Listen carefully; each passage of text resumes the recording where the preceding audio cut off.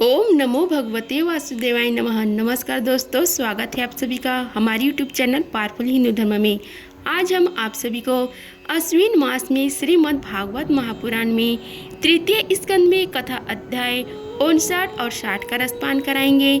आइए रसपान कीजिए कथा अध्याय 59 का, जिसमें वर्णन है श्री कपिल देव जी का जन्म। आइए आगे की कथा का रसपान कीजिए।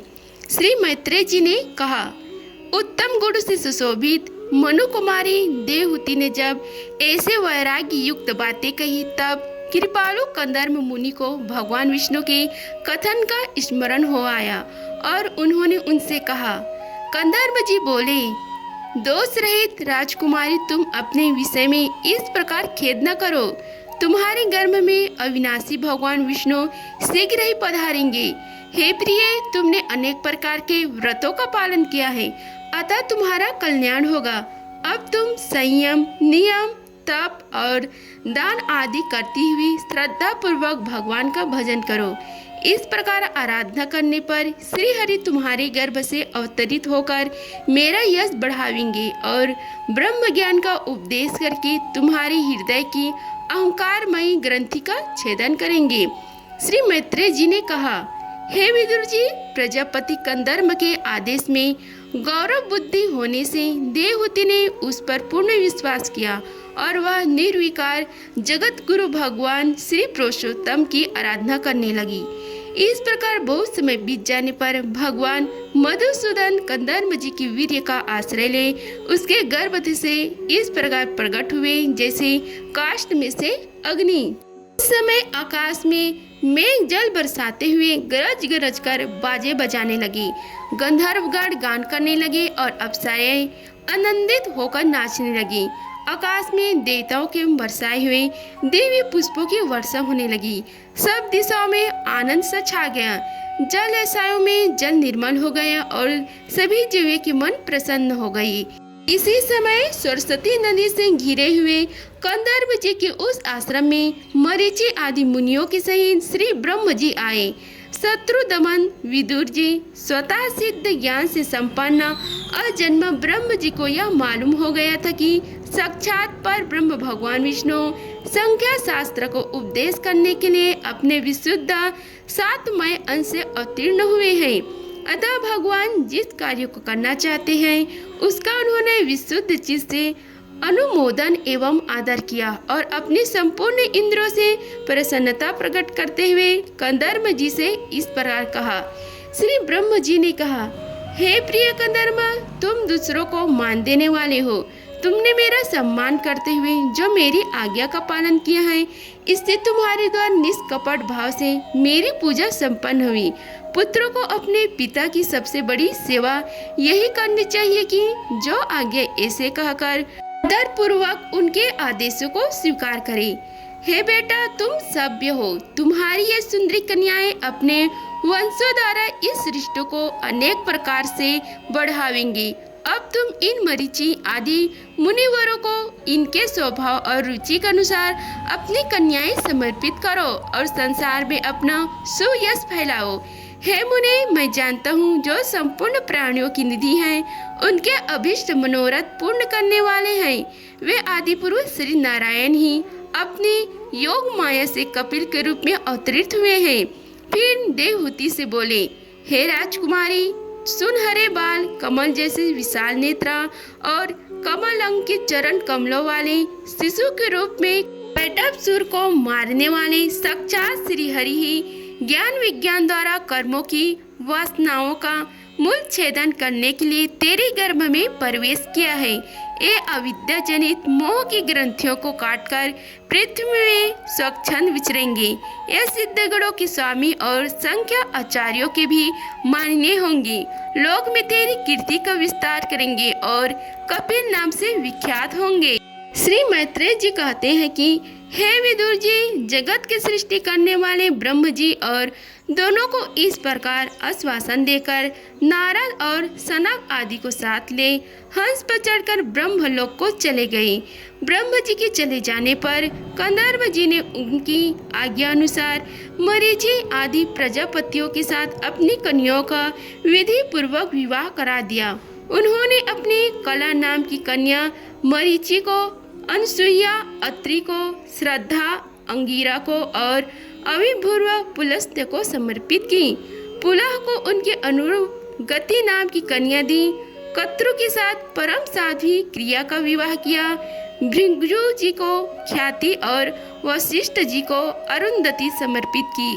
अथर्व ऋषि को शांति नाम की कन्या दी, जिससे यज्ञ कर्म का विस्तार किया जाता है। कंदर्प जी ने उन विवाहित ऋषियों को उनकी पत्नियों के सहित खूब सत्कार किया। हे विदुर जी, इस प्रकार विवाह हो जाने पर वे सब ऋषि कंदर्प जी की आज्ञा ले अति आनंद पूर्वक अपने अपने आश्रम को चले गए। कंदर्प जी ने देखा कि उनके यहाँ साक्षात देवादिदेव श्री हरि ही अवतार लिया है, तो वे एकांत में उनके पास गए और उन्हें प्रणाम करके इस प्रकार कहने लगे, अहो, आपने पाप कर्मों के कारण इस दुखमय संसार में नाना प्रकार से पीड़ित होते हुए पुरुषों पर देवगण तो बहुत काल बीतने पर प्रसन्न होते हैं, किंतु जिनके स्वरूप को योगी जन अनेक जन्मों के साधन से सिद्ध हुए सुदृढ़ समाधि के द्वारा एकांत में देखने का प्रयत्न करते हैं, आपने भक्तों की रक्षा करने वाले वे श्रीहरि हम विषय लोलुपों के द्वारा होने वाली अपनी अवज्ञा का कुछ भी विचार न कर आज हमारे घर अवतरित हुए हैं। आप वास्तव में अपने भक्तों को मान बढ़ाने वाले हैं। अपने अपने वचनों को सत्य करने और सांख्य योग का उपदेश करने के लिए ही मेरे यहाँ अवतार लिया है। हे भगवान, आप प्रकृति रूप से रहित हैं। आपके जो चतुर्भुज आदि अलौकिक रूप हैं वे ही आपके योग्य हैं, तथा जो मनुष्य सदृश रूप आपके भक्तों को प्रिय लगते हैं वे ही आपको रुचिकर प्रतीत होते हैं। आपका पाद पीठ तत्व ज्ञान की इच्छा से विद्वानों द्वारा सर्वदा वंदनीय है, तथा आप ऐश्वर्य, वैराग्य, यश, ज्ञान, वीर्य और स्त्री इन 6 ऐश्वर्यों से पूर्ण है। मैं आपकी शरण में हूँ। हे भगवान, आप पर ब्रह्म है, सारी शक्तियाँ आपके अधीन हैं। प्रकृति, पुरुष, महतत्व, काल, त्रिविध, अहंकार, समस्त लोक एवं लोकपालों के रूप में आप ही प्रकट हैं, तथा आप सर्वज्ञ परम परमात्मा ही इस सारे प्रपंचों को चेतना शक्ति के द्वारा आप में ही लीन कर लेते हैं। अतः इन सबसे परे भी आप ही हैं। मैं आप भगवान कपिल की शरण लेता हूँ। हे प्रभु, आपकी कृपा से मैं तीनों ऋणों से मुक्त हो गया हूँ और मेरी सभी मनोरथ पूर्ण हो चुके हैं। अब मैं संन्यास मार्ग को ग्रहण कर आपका चिंतन करते हुए शोक रहित होकर विचरूंगा। आप समस्त प्रजाओं के स्वामी हैं, अतएव इसके लिए मैं आपकी आज्ञा चाहता हूँ। श्री भगवान ने कहा, हे मुने, वैदिक और लौकिक सभी कर्मों में संसार के लिए मेरा कथन ही प्रमाण है। इसलिए मैंने जो तुमसे कहा था कि मैं तुम्हारे यहाँ जन्म लूंगा, उसे सत्य करने के लिए ही मैंने यह अवतार लिया है। इस लोक में मेरा यह जन्म लिंग शरीर से मुक्त होने की इच्छा वाले मुनियों के लिए आत्मदर्शन में उपयोगी प्रकृति आदि तत्वों का विवेचन करने के लिए ही हुआ है। आत्मज्ञान का यह सूक्ष्म मार्ग बहुत समय से लुप्त हो गया है। इसे फिर से परिवर्तित करने के लिए ही मैंने यह शरीर ग्रहण किया है, ऐसा जानो। हे मुने, मैं आज्ञा देता हूँ, तुम इच्छा अनुसार जाओ और अपने संपूर्ण कर्म मुझे अर्पण करते हुए दुर्जय मृत्यु को जीतकर मोक्ष पद प्राप्त करने के लिए मेरा भजन करो। मैं स्वयं प्रकाश और संपूर्ण जीवों के अंतःकरणों में रहने वाला परमात्मा ही हूँ। अतः जब तुम विशुद्ध बुद्धि के द्वारा अपने अंतःकरण में मेरा साक्षात्कार कर लोगे, तब सब प्रकार के शोकों से छूटकर निर्भय पद मोक्ष प्राप्त कर लोगी। माता देहूति को भी मैं संपूर्ण कर्मों से छुड़ाने वाला आत्मज्ञान प्रदान करूंगा, जिससे यह सारा संसार रूप भय से पार हो जाएगी। मैत्रेय जी कहते हैं कि हे भगवान, कपिल के इस प्रकार कहने पर प्रजापति कंदर्प जी उनकी परिक्रमा कर प्रसन्नता पूर्वक वन को चले गए। वहाँ अहिंसामय संन्यास धर्म का पालन करते हुए वे एकमात्र श्री भगवान की शरण हो गए तथा अग्नि और आश्रम का त्याग करके निसंग भाव से पृथ्वी पर विचरने लगी, जो कार्य कारण से अतीत है, सत्व आदि गुणों का प्रकाशक एवं निर्गुण है और अन्यन भक्ति से प्रत्यक्ष होता है। उस पर ब्रह्म में उन्होंने अपना मन लगा दिया। वे अहंकार, ममता और सुख दुख आदि द्वंद्वों से छूटकर समदर्शी, भेद दृष्टि से रहित हो सब में अपने आत्मा को ही देखने लगी। उनकी बुद्धि अंतर्मुख एवं शांत हो गई। उस समय धीर कंदर्प जी शांत लहराने वाले समुद्र के समान जान पड़ने लगे। परम भक्ति भाव के द्वारा सर्व अंतर्यामी सर्वज्ञ श्री वासुदेव में चित्त स्थिर हो जाने से वे सारे बंधनों से मुक्त हो गए। संपूर्ण भूतों में अपने आत्मा श्री भगवान को और संपूर्ण भूतों को आत्मा स्वरूप श्री हरि में स्थित देखने लगी। इस प्रकार इच्छा और द्वेष से रहित सर्वत्र समबुद्धि और भागवत भक्ति से संपन्न होकर श्री कंदर्प जी ने भगवान परम पद प्राप्त कर लिया। इति श्री भागवत महापुराणे में कथा अध्याय 59 का समाप्त हुआ। आइए रसपान कीजिए कथा अध्याय 60 का, जिसमें वर्णन है देवहूति का प्रश्न तथा भगवान कपिल द्वारा भक्ति योग की महिमा का वर्णन। आइए आगे की कथा का रसपान कीजिए। सनोक जी ने पूछा, हे सूत जी, तत्वों की संख्या करने वाले भगवान कपिल साक्षात अजन्म नारायण होकर भी लोगों को आत्मज्ञान का उपदेश कराने के लिए अपनी माया से उत्पन्न हुए थे। मैंने भगवान के बहुत से चरित्र सुने हैं, तथापि इन योगी प्रवर पुरुष श्रेष्ठा कपिल जी की कृति को सुनते सुनते मेरे इंद्रियां तृप्त नहीं होती। सर्वथा स्वतंत्र श्री हरि अपनी योग माया द्वारा भक्तों की इच्छा के अनुसार शरीर धारण करके जो जो लीलाएं करते हैं वे सभी कीर्तन करने योग्य हैं। अतः आप मुझे वे सभी बातें सुनाइए, मुझे उन्हें सुनने में बड़ी श्रद्धा है। श्री सूत जी कहते हैं, हे मुने, आपके भांति जब विदुर जी ने भी यह आत्मज्ञान विषयक प्रश्न किया तो श्री व्यास जी के सखा भगवान मैत्रेय जी प्रसन्न होकर इस प्रकार कहने लगे। श्री मैत्रेय जी ने कहा, हे विदुर जी, पिता के वन में चले जाने पर भगवान कपिल जी माता के प्रिय करने की इच्छा से उस बिंदुसार तीर्थ में रहने लगा। एक दिन तत्व समूह के पारदर्शी भगवान कपिल कर्म कलप से विरत हो आसन पर विराजमान थे। उस समय ब्रह्म जी की वचनों का स्मरण करके देवहूति ने उनसे कहा।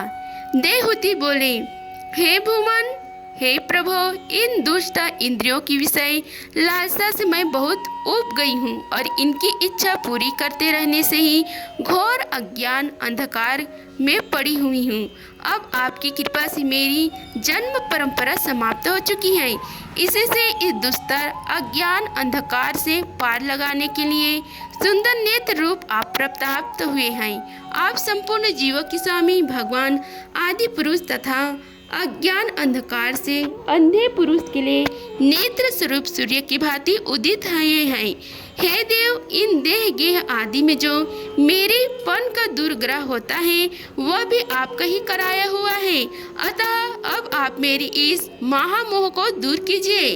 आप अपने भक्तों के संसार रूप वृक्ष के लिए कुठार के समान है। मैं प्रकृति और पुरुष का ज्ञान प्राप्त करने की इच्छा से आप शरणागत वत्सल की शरण में आई हूँ।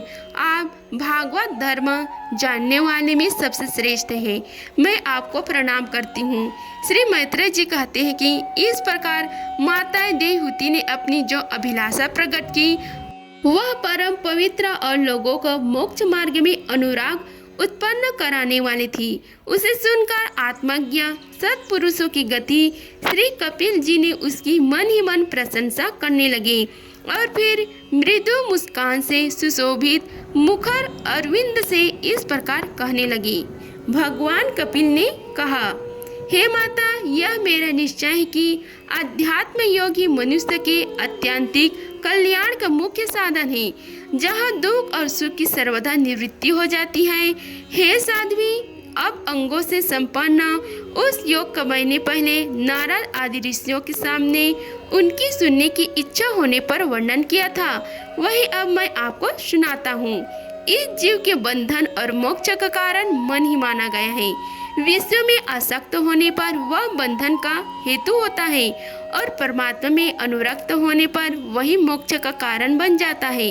जिस समय यह मन में और मेरे में पन के कारण होने वाले काम लोभ आदि विकारों से मुक्त एवं शुद्ध हो जाता है, उस समय वह सुख दुख से छूटकर सम अवस्था में आ जाता है। तब जीव अपने ज्ञान वैराग्य और भक्ति से युक्त हृदय से आत्मा को प्रकृति से परे एकमात्रा अद्वितीय भेद रहित स्वयं प्रकाश सूक्ष्म अखंड और उदासीन सुख दुख शून्य देखता है तथा प्रकृति को शक्तिहीन अनुभव करता है। योगियों के लिए भागवत प्राप्ति के निमित्त सर्वथा श्री हरि के प्रति ही हुई भक्तों के समान और कोई मंगलमय मार्ग नहीं है। विवेक जी जन संग या आसक्ति को ही आत्मा का अच्छेद्य बंधन मानते हैं, किंतु वही संग या आसक्ति जब संतों महापुरुषों के प्रति हो जाती है तो मोक्ष का खुला द्वार बन जाती है।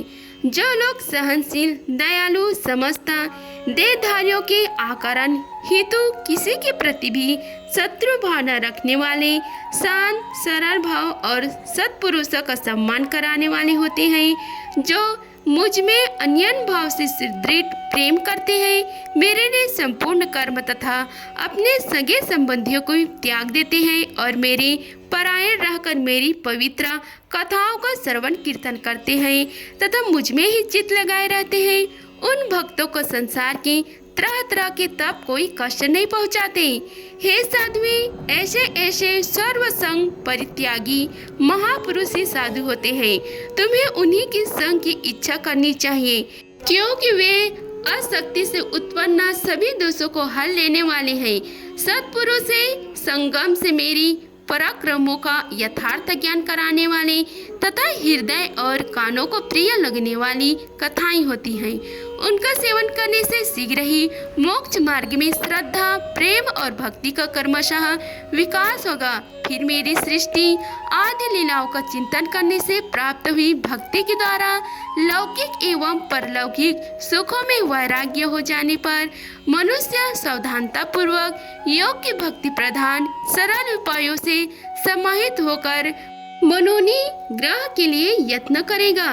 इस प्रकार प्रकृति के गुणों से उत्पन्न हुए शब्द आदि विषयों का त्याग करने से वैराग्य युक्त ज्ञान से योग से और मेरी प्रति की हुई सुदृढ़ भक्ति से मनुष्य मुझ अपने अंतर आत्मा को इस देह में ही प्राप्त कर लेते हैं।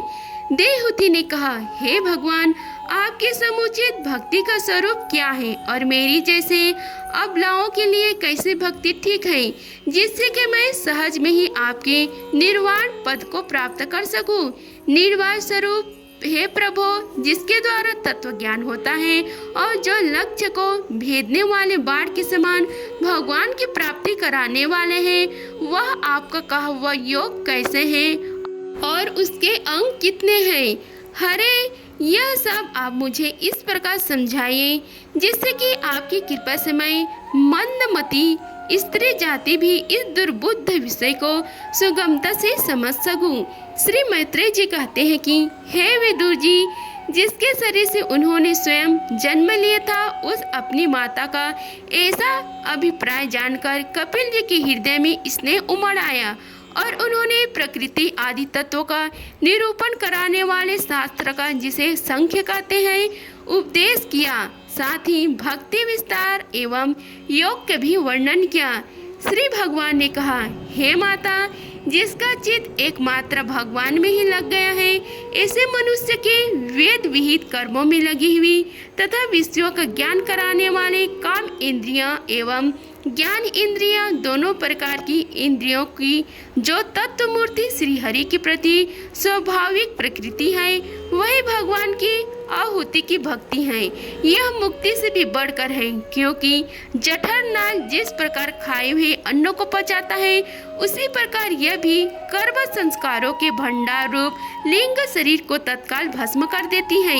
मेरी चरण सेवा में प्रीति रखने वाले और मेरी प्रसन्नता के लिए समस्त कार्य करने वाले कितने ही बड़भागी भक्त, जो एक दूसरे से मिलकर प्रेम पूर्वक मेरी प्रक्रमों की चर्चा किया करते हैं।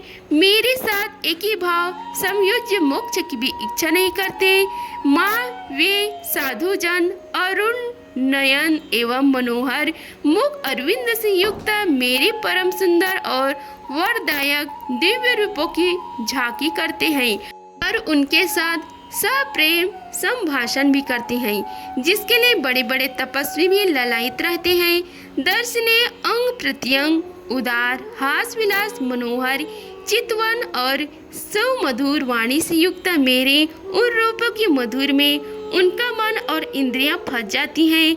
ऐसे मेरी भक्ति न चाहने पर भी उन्हें परम पद की प्राप्ति करा देती है। विद्या की निवृत्ति हो जाने पर यद्यपि वे मुझ पर मायापति के सत्य आदि लोकों की भोग संपत्ति भक्ति की प्रवृत्ति के पश्चात स्वयं प्राप्त होने वाली अष्ट सिद्धि अथवा वैकुंठ लोक के भावदीय ऐश्वर्य की भी इच्छा नहीं करते, तथापि मेरे धाम में पहुंचने पर उन्हें ये सब विभूतियां स्वयं ही प्राप्त हो जाती हैं, जिनका एकमात्र मैं ही प्रिय आत्मा पुत्र मित्र गुरु सुहृदय और इष्ट देव हूँ। वे मेरे ही आश्रय में रहने वाले भक्तजन शांतिमय वैकुंठ धाम में पहुंचकर किसी प्रकार भी इन दिव्य भोगों से रहित नहीं होते और न उन्हें मेरा कालचक्र ही ग्रास कर सकता है। हे माता जी, जो लोग इहलोक परलोक और इन दोनों लोकों में साथ जाने वाले वासनाएमय लिंग देह को तथा शरीर से संबंध रखने वाले जो धन पशु एवं गृह आदि पदार्थ हैं, उन सबको और अन्याय संग्रहों को भी छोड़कर अन्यन भक्ति से सब प्रकार मेरे ही भजन करते हैं, उन्हें मैं मृत्यु रूप संसार सागर से पार करा देता हूँ। मैं साक्षात भगवान हूँ, प्रकृति और पुरुष का भी प्रभु हूँ तथा समस्त प्राणियों का आत्मा हूँ। मेरे सिवा और किसी का आश्रय लेने से मृत्यु रूप महाभय से छुटकारा नहीं मिल सकता। मेरे भय से यह वायु चलती है, मेरे भय से सूर्य तपता है, मेरे भय से इंद्र वर्षा करता है और अग्नि जलाती है तथा मेरे ही भय से मृत्यु अपने कार्य में प्रवृत्त होता है। योगी जन ज्ञान वैराग्य युक्त भक्ति योग के द्वारा शांति प्राप्त करने के लिए मेरे निर्भय चरण कमलों का आश्रय लेते हैं। संसार में मनुष्यों के लिए सबसे बड़ी कल्याण प्राप्ति यही है कि उसका चित्त तीव्र भक्ति योग के द्वारा मुझ में ही लगकर स्थिर हो जाए। इति श्री भागवत महापुराणे कथा अध्याय कपिल उपाख्यान में कथा अध्याय 60 का समाप्त हुआ। अगर आप सभी को हमारी वीडियो अच्छी लगी होगी तो वीडियो को लाइक कीजिए, चैनल को सब्सक्राइब कीजिए और कमेंट बॉक्स में ओम नमो भगवते वासुदेवाय लिखिए। धन्यवाद। मिलते हैं अगले वीडियो में, तब तक के लिए जय श्री राधे कृष्णा।